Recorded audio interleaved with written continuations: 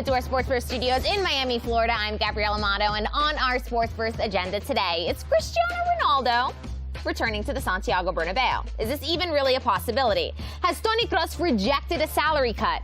Iñaki Angulo gives us the latest Real Madrid answers live from the Spanish capital. Then a Barcelona boardroom shakeup is in the works as Josep Bartomeu is set to regain control and make some major changes. Eric Krakauer and Thomas Rongen are virtually in the house to weigh in.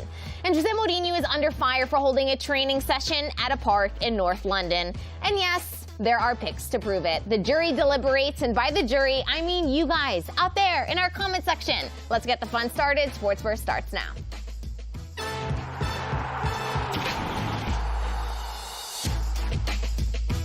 Alrighty, we want to begin today's show with a bit of news. Ronaldinho has been released from Paraguayan jail and placed on house arrest. The Brazilian and his brother were in jail for 32 days after attempting to enter Paraguay with a fake passport, and they've finally been granted house arrest. So a little bit of good news for all you Ronaldinho fans out there. Here is that footage of him being released today. And yeah, so he will now be on house arrest like, well, the rest of the world, because we're all technically on some kind of form of house arrest. But 32 days spent in that Paraguayan jail, and he has finally been released. I believe we do have Iñaki live in Madrid to connect with us on the latest in the Spanish capital. Iñaki, we haven't spoken to you. First and foremost, how are you? How has quarantine life been for you? Hi, Gabby. I mean, quarantine is now my mood of life. We've been in quarantine for almost 4 weeks here in Spain. So my body and especially my mind are already used to this status we are living. It's a different time, but we need to do this shows to give some entertainment and to talk about what we love the most, which is football. Absolutely. And our big first story of the day, we have to know the answer. So there's rumors that Juventus may be open to a $60 million price tag to sell Cristiano Ronaldo because of the financial implications of this coronavirus pandemic. Is this true? And would Real Madrid really be in to bring him back to the Santiago Bernabeu? I mean, there's no way, at least now, Cristiano is not going to return to Real Madrid because that's a closed chapter in Real Madrid history. If you see the situation, Gabi, Real Madrid are talking about moving on from Marcelo, moving on from Luka Modric, moving on from Isco and players that were extremely important in the previous era of the club. Cristiano was the most important player of the last era and arguably of the history of Real Madrid, but Real Madrid is now trying to find out how they are going to build another dynasty for the upcoming 5 to 10 years. Cristiano Ronaldo might help the team to win next season, but it would be a short-term move. And every move in Real Madrid is towards the future. You see the signings of the Brazilian kids, of Luka Jovic, of Odegaard, Fede Valverde. They are building a team for the future. Cristiano Ronaldo is in the history of the club. He will always be in the history of the club, but definitely he's not in the future of this Real Madrid team right now. Wow, when you talk about the future of the club, obviously the future of the club, a lot of people link directly with the man by the name of Kylian Mbappe. A lot of speculation surrounded maybe him coming to Madrid this summer. PSG are now saying, and reports in Paris are now saying that that is not going to happen. With Real Madrid continuing to plan for the future, if they cannot get Mbappe this summer, who do you think they will be after? I mean, I know they know this scenario without Mbappe this summer because it's been the scenario the guys in the board in Real Madrid, the club members, have been dealing with for the last years. They know that Mbappe 2020 was a complete long shot, so they need to move on. I think the next summer might be the window for Mbappe to move from Paris, but right now they have a couple of spots to fill in this squad because they need a guy with offensive power, especially a number 9, a different number 9 in characteristics to Karim Benzema, and then they might search the options in the right wing. I know Kylian Mbappe would be the perfect fit for Real Madrid in the right. I mean, he would be the perfect fit for any team in the world, but maybe Jadon Sancho could be a good player instead of Mbappe because he's among the leaders in Europe in goals created. He has scored over 15, and he has delivered over 15 goals too. He's a dual threat. He's a playmaker from the wing, and Real Madrid needs both. I mean, they need a guy able to score 40 goals, which is difficult to find in the transfer market, and they need something to support in the wins, because this year, okay, Hazard hasn't played much because of the injuries, but he hasn't been a factor in goal scoring. He has scored around 3, I think, and Gareth Bale has scored 3. So if you know that your number 9, your current reference, Karim Benzema, at best will be around 25, a number which he will eventually make if the season is played entirely. But you need power. You need power in the wins, especially with a 40-goal striker. William Tapo Wissam Tapo in our comment section, reading my mind, and my next question: Real Madrid might go for Haaland, Erling Haaland. You speak about their need for a number 9. Is Mino Raiola's golden boy, Erling Haaland, on Real Madrid's wish list? I mean, when any striker scores 40 goals in a season, or in 2/3 of a season, you need to direct your attention towards that player, because that's a sense of you are dealing with a special material. The most interesting thing of this player is that he provided numbers in Austria, that he's provided numbers from the very first date in the Bundesliga and also in the Champions League. He's not a proven scorer because he's only been in top flight for 1 season, but yeah, Real Madrid is really interested in this Erling Haaland, but then it will lead to another decision with Luka Jovic. Luka Jovic was, if you allow me to say, the Erling Haaland of the previous season. They made a move. They made a huge investment on Luka Jovic, and now, less than 12 months later of bringing in Luka Jovic, they need to find a solution for him after struggling, or at least after not being fielded much during the first season. I don't blame Luka Jovic. I think Zidane should have put him more minutes, but it will be a decision moment for Real Madrid this summer. And yeah, Erling Haaland is among the top-ranked prospects in Real Madrid's front office right now, and he's a great scorer, and especially it fits because his abilities, his qualities, his characteristics are the ones that Real Madrid need, because Karim Benzema is a player with a lot of ability to play with his back to the goal, who can play a number 10 role even in some cases, but this Erling Haaland, his mindset is a pure scorer. Anything he's going to find in the area, he's going to try to put it in the back of the net, and secondly, he has a lot of area presence, so he fits in terms of characteristics. But then a leap from Borussia Dortmund to Real Madrid is a big leap, especially for a young kid like him. But yeah, he's highly ranked in the transfer market for Real Madrid for the upcoming summer. And he's definitely proven himself on the biggest stage, which many would suggest is the Champions League, and he performed not only with Salzburg but with Dortmund. So, but you're right, a move to Real Madrid always does elevate the pressure a little bit anyway.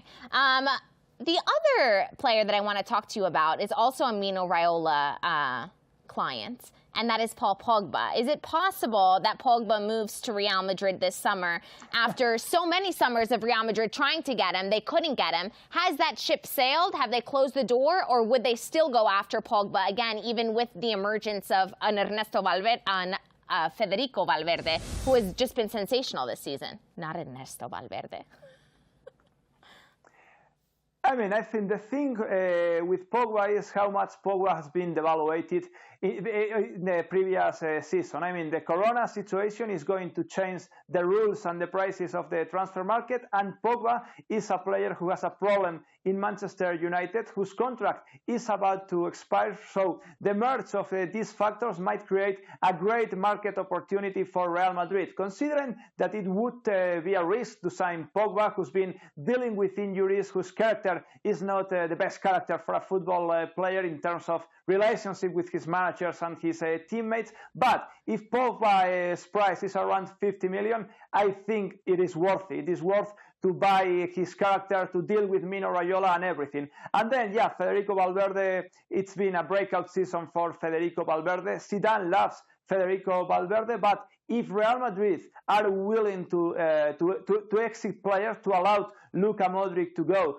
if they are willing to sell Isco, I think there's place in Real Madrid for 5 great midfielders, because let's picture this way. If Real Madrid joins Casemiro and Valverde, and then they join Paul Pogba, Odegaard coming back from his long season in Real Sociedad, and Kroos, they would have 5 versatile, 5 midfielders in their prime, 5 midfielders that can play a high-paced football, and 5 players that can make a lot of combinations between themselves. I don't think Real Madrid needs a specific replacement for Casemiro. I think that Fede Valverde, I know it's not his main position, but he can take over a third of the minutes in a season playing as a number 5, and then you can play with these kind of players in a lot of systems, in a lot of combinations. I wouldn't imagine a normal starting 11 for Real Madrid, but a clear and massive rotation between these 5 players if finally Real Madrid decide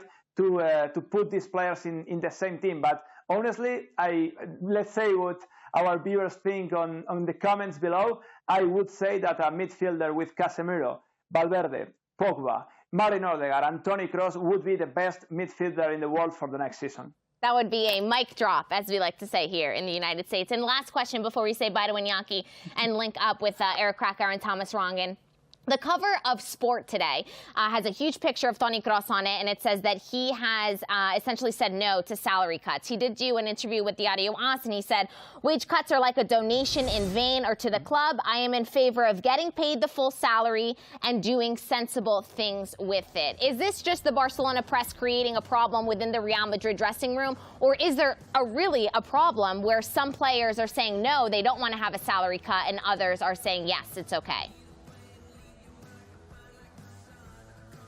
I mean, this is a contract dispute between the players and the clubs, and it affects every club in the world. They are talking, they are defending their interest. And I mean, Toni Kroos, I honestly don't have an opinion on his work because I've been thinking about them and I don't have an opinion. I think we are entitled not to have an opinion on every issue, but Toni Kroos is a very smart kid. He speaks his mind and he might have a point, but I mean, I wouldn't mix things. If Real Madrid needs a 10 to 20% cut to help their economy during this crisis, it would be good for the club. But what I don't see of Toni Kroos' words is mixing up because, okay, Toni Kroos, speaking of himself, he might do a donation after with that 10% to a hospital or whoever needs more the money than Real Madrid in this situation. But for example, I don't know, another player might decide, and he's entitled to do that, not to donate. I think Real Madrid, as every club in the world right now, has a problem. That problem has to do with incomes. Many industries have slowed down, but Real Madrid or any football club haven't slowed down. They are zero incomes in this moment. And I think the players need to understand that and need to step up and help their team, because the stronger the team is, the stronger the team come out of this situation, the better odds they are going to have to extend contracts, to have better players, better signings. So I think it would be good for the team, but eventually it would be good for the players staying in Real Madrid next season, and Toni Kroos is going to stay. So they need to see that this would be the best fit for every member of the club, from the players to the board, to the high-ranked, high-profile directors. See, Iñaki started off by saying he wasn't going to give us his opinion, but then we got it out of him somehow, some way. Thank you, as always, Iñaki, for joining us. Stay safe, stay home, stay well, and I'm sure we'll be touching base again shortly. Let's bring in Eric Krakauer and Thomas Rongen to the program to get their take on today's biggest stories. Hi, guys. How are you guys doing? Eric, we'll begin with you. I do want to touch very briefly on the Cristiano Ronaldo rumor. Obviously, 60 mil is the reported number, according to Correa de la Sport, for Ronaldo to be sold to potential suitors, maybe Real Madrid. Are you buying it or not? No, I'm not buying it, even though it would be amazing to see Cristiano Ronaldo back in white and that battle of wills reignited between the Portuguese phenom and Lionel Messi. Just recently I was watching on beIN Sports Lionel Messi's goals, and he was talking about how beautiful that battle was. But it's not going to happen. It doesn't make financial sense for Real Madrid. Of course, his goals would, but he's 35 years old, and 60 million is money better spent on somebody like Haaland, who I think has a release clause of about 47 million, and he's 19 years old, and Real Madrid have to look forward to the future, not look backwards, as Iñaki said. Thomas, what's your take on the CR7 return to the Santiago Bernabeu? To me, I agree with Eric wholeheartedly. It doesn't make any sense. And if I look at this makeup of this team that Zidane is molding, it's more aggressive. It's fitter players. It's younger players like Valverde. And the talk, obviously, about Haaland, potentially Mbappe, Pogba, lends me to believe that Zidane understands the modern game has changed, and that Ronaldo at 35, 36 with an incredible wage structure as well that will put pressure on a club in terms of salary and transfer doesn't fit what Zidane is trying to do right now from a tactical standpoint, and their focus should be on younger players, which it is.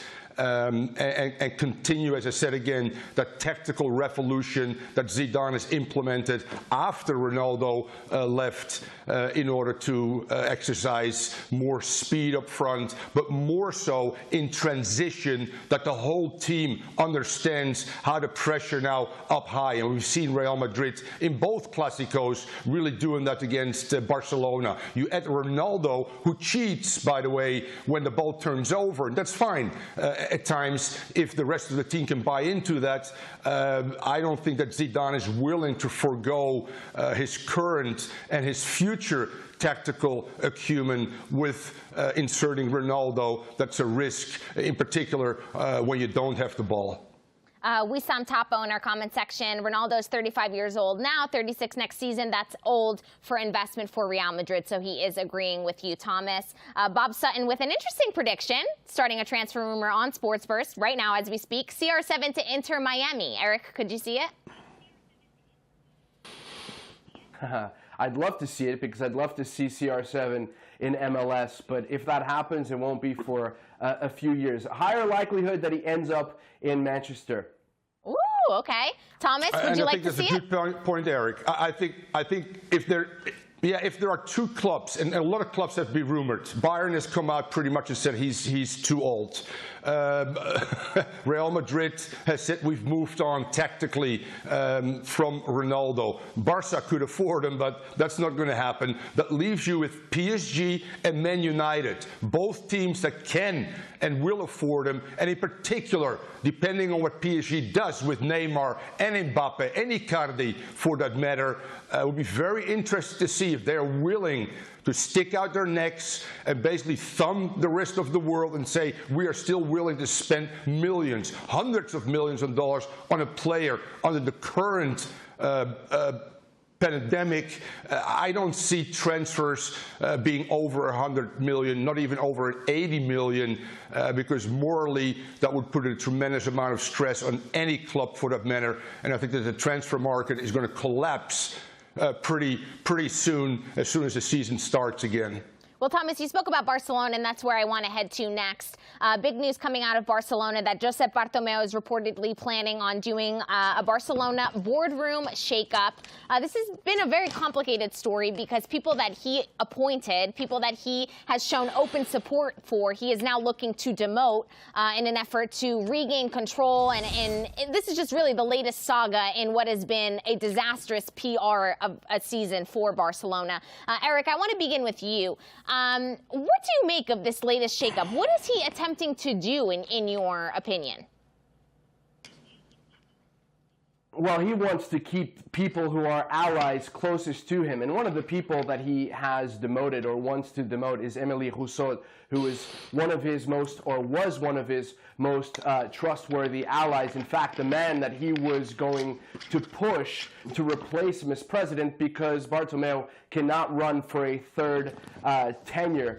So Émilie Rousseau was that guy, but he understood that Bartomeu dug himself such a huge hole that if he allied himself with Bartomeu, that would probably mean that he won't win the elections in the summer of 2021. So he has been saying things that are directly opposed to what Bartomeu has done. That has created friction, and understandably, Bartomeu doesn't want people to stand in the way of whatever it is that he has in his mind to do as his tenure runs out towards 2021. It's hard enough as it is. You don't want people either leaking stories or creating road bumps for you. So it's understandable. The problem for Bartomeu here is that this is a club owned by the socios, owned by the supporters, so he can't just sack these people, he can only demote them, and this is going to bring up a lot more problems for the current president of FC Barcelona. Before I go over to you, Thomas, to get your take on this, I want to hit the comment section here. Anthony Romeo saying Barca needs to start going back to their roots by bringing up youth like we are known for. Yeah, they also need to first clean up the board, though. Ryan Moran saying Bartomeu needs to walk out and go work for McDonald's. That is quite the future that you want for Bartomeu. Not sure that that's going to happen. But, Thomas, what do you make of this whole saga, really? Because that's what it's been. It's just been an ongoing saga. Correct.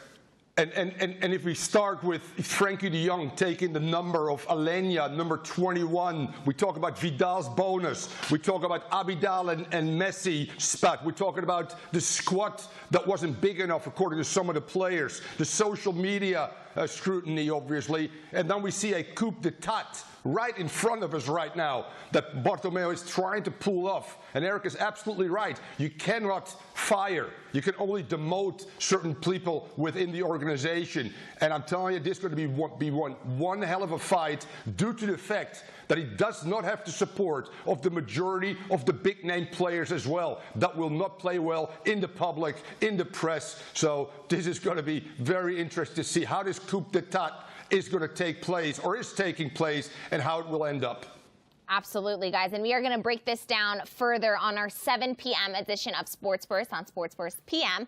Jamie Easton will join us live in Barcelona with the latest on this entire saga. And so we will definitely be diving deeper. Before we go, guys, I want to talk about Jose Mourinho, who is getting some major heat for organizing a training session during times where players and himself should be socially distancing.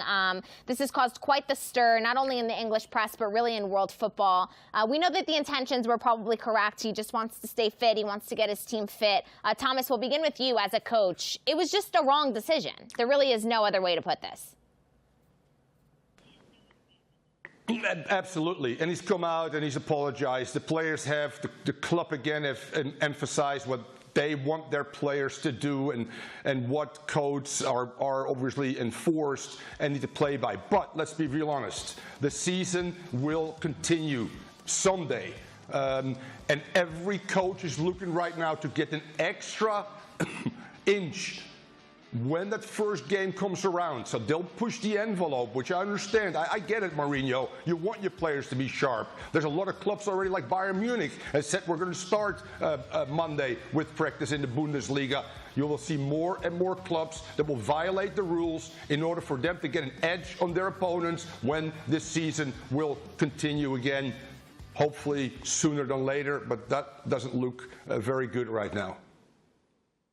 And Eric, don't you think that celebrities and people in the limelight, and especially, you know, in places like England and really all around the world, these soccer stars, these soccer coaches are people that children look up to, that even adults look up to. And when they're setting this kind of example, it's just not acceptable. Yeah, it isn't. And we've seen stories from Kyle Walker to Smolov from Celta Vigo. Insofar as Jose Mourinho is concerned, at least he could have camouflaged himself a little bit better, but instead he decided to adorn his bright purple Tottenham Hotspur training kit, which made him stick out like a sore thumb.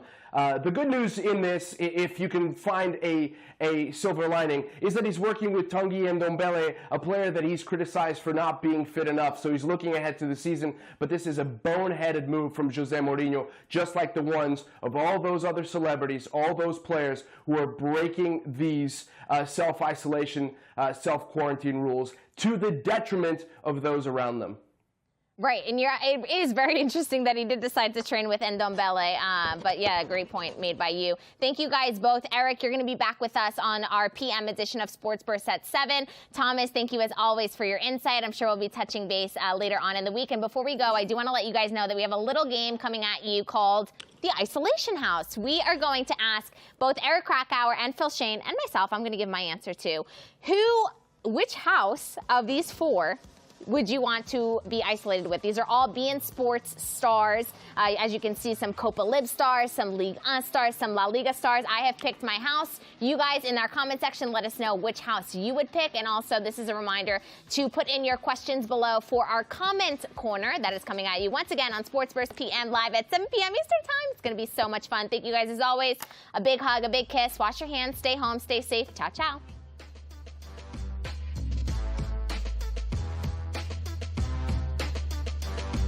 Important.